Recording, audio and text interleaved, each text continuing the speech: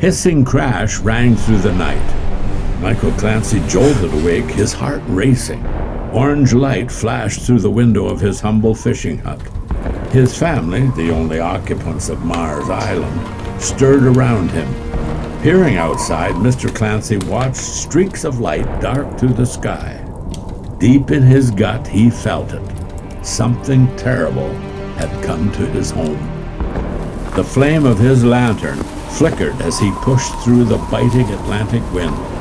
Accompanied by his brother and son, Clancy made his way across snow, brush, and boulders, crossing his island towards the wall of sound.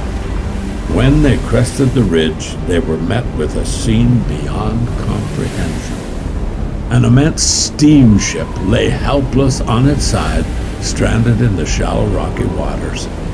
Hundreds of figures huddled on its overturned hull, battered by ferocious waves. Others crowded a rock rising from the black water.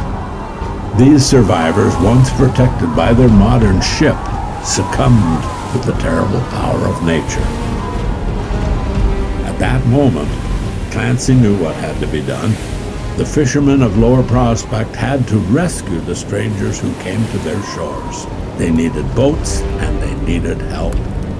Returning to his home, Clancy put his plan into action.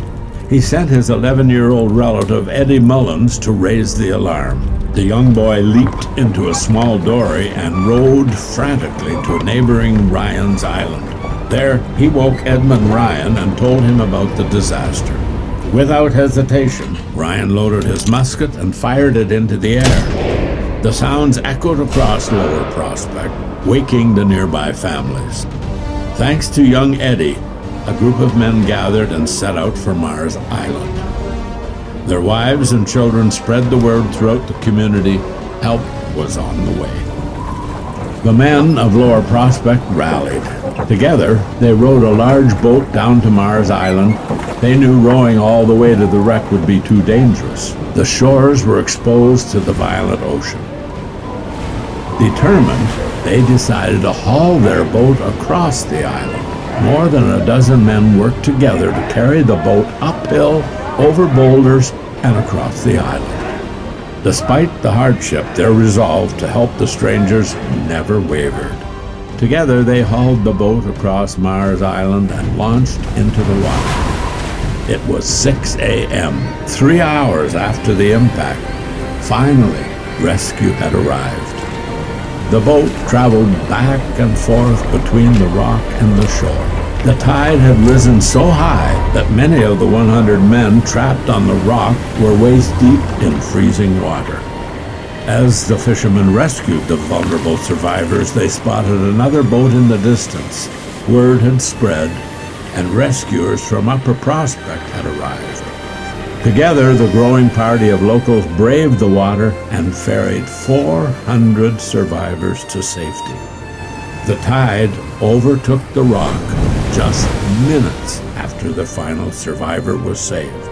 Every living person trapped on the now splitting hull had been saved. On land, the people of Terrence Bay continued their quiet heroism. Humble homesteads became shelters for the traumatized survivors. So many people sought refuge in the small homes that there was only room to stand.